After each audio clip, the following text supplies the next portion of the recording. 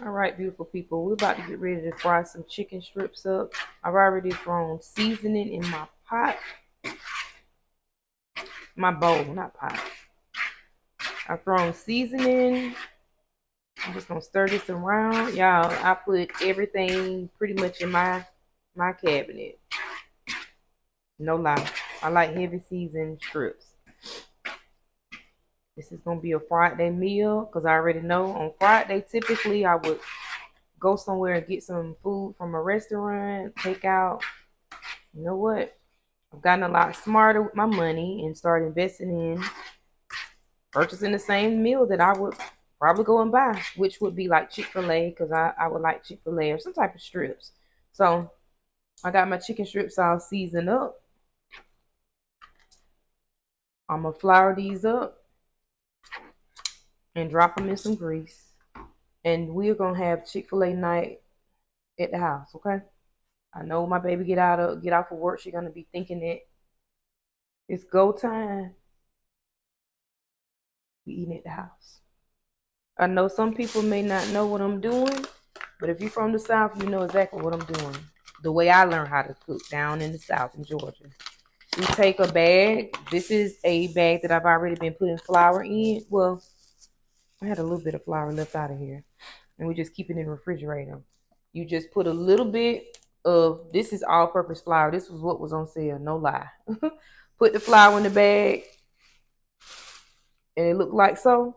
And then what I'm going to do is I'm going to drop my chicken in here. Get it coated up real good. And we're going to fry it up just like that. Drop it in the pot. Okay. So I used to have a, what you call it? I used to have a deep fryer. I still have a deep fryer, but I have, it's a smaller one. It's not really for the get down dropping a lot of tenders in there, strips at one time, or frying chicken. So I gotta reinvest in one of those. I think when we moved, I ended up doing something with it. I don't know. But anyway, yeah, just get your, I've already seasoned up my, what's the name? I would normally put seasoning in this flour, but I ain't even gonna do all that, okay? We ain't trying to do all that. We just gonna drop some few little chicken in here and let call it a day. Watch this. Just like so, we dropping it, a couple pieces in here. We're gonna sit the same tongs and everything, right? And then I use a new set of tongs to pull my chicken out with, because I don't like to use the same tongs that I mix meat up with, raw meat and cooked meat. That's a no-no, okay? I don't have any gloves. Normally I would have gloves, but because I don't have any gloves here, that is fine. Okay, you get that chicken all seasoned up. I mean, all coated up real good. You shake off the excess flour like so, and that strip gonna look like that. Okay, so I want to say my grease is hot, so I'm finna show y'all how it look when I start to drop it in. Okay, so stay tuned. I think my grease is hot enough. No, it ain't. I don't even want to mess it up, y'all. Hold on, I was about to do something dangerous. Hold on.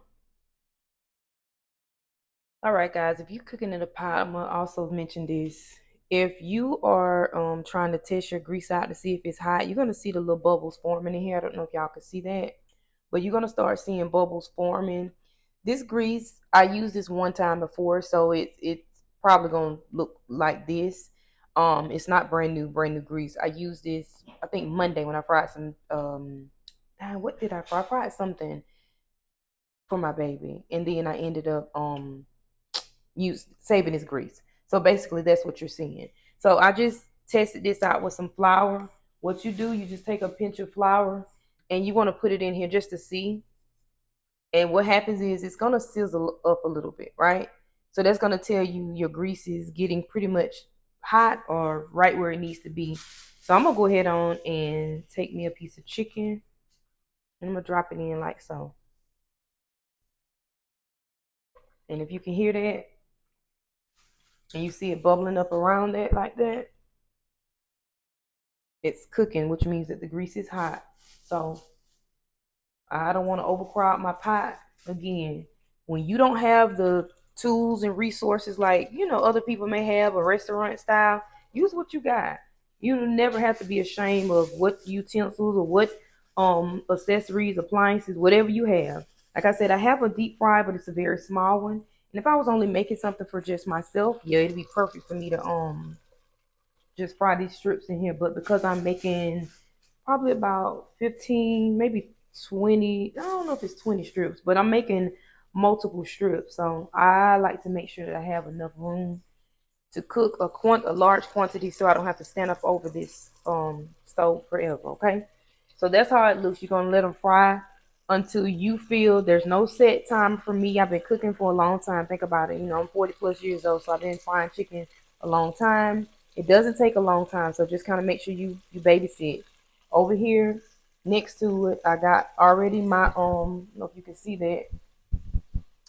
I already have I got my little rack here again.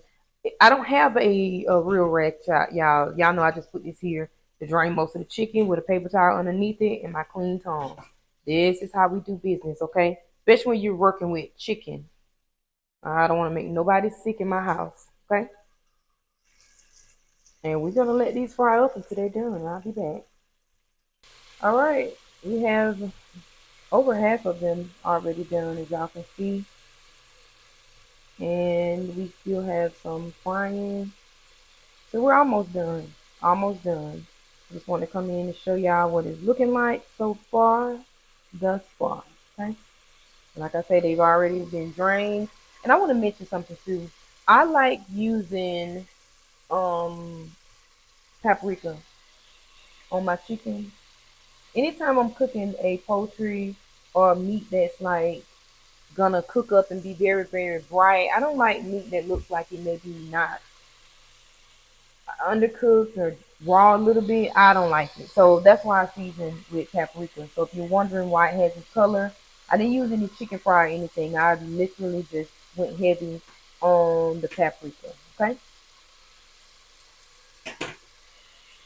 So yeah, this is what it looks like. Frying this chicken up. I'm gonna get the fries. I may make some fries, I don't know. But we're gonna see. So just in case if you guys are trying to figure out what you're gonna cook or if you need to go grab something to eat, you know, it's the weekend, like, oh, I don't want to do anything, guess what you do? I go straight to my freezer. This is how I look at it. And I tell my kids this. I already bought groceries one time. Why would I buy groceries twice, right? That makes sense to me. Grocery twice means me going to Chick-fil-A, purchasing grocery. That's grocery. Somebody else just prepared it, but it's still grocery. Versus me cooking the same grocery or making the same grocery that I already got in my freezer. Just skip a step. Okay? Just thinking. Hmm. Works for me. And here we have it, y'all. We are completely done. We fried our chicken strips, and I still got time. My goal was to get these tenders fried up. So I don't like talking over food, y'all. Forgive me. But the whole goal was for me to go and get this meal prepared so I can go pick my baby up from work. So I was timing myself, okay? Remember, when you're done, dispose of your grease, okay? And keep your stove clean. Now, I was taught to clean your stove and wipe everything down as you go. You do as you please because it's your kitchen and we were all raised different. But anyway, have a wonderful day. Good eating with the good chicken tenders. And I thought about something too. I'm not having fries. What I'm gonna have is some leftover spaghetti. I made spaghetti yesterday, and I had some that was left over for real in my plate that I couldn't eat because I was stuffed. So instead of me having a potato or the tater tots, yeah, I'm gonna do that. Peace out.